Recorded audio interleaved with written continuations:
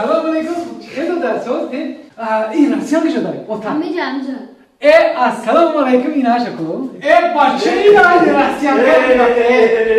همین میگم آدمی راستی که چهرهش خوش میشه.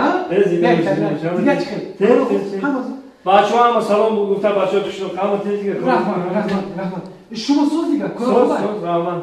ما همین یک باید میخوام یک کم طرف بحثی دوست دیگه. بس بیا بالا بریم بیشتر مخ بحثه. چی با؟ ببینید بردار. یه سخن میپرسم میرم.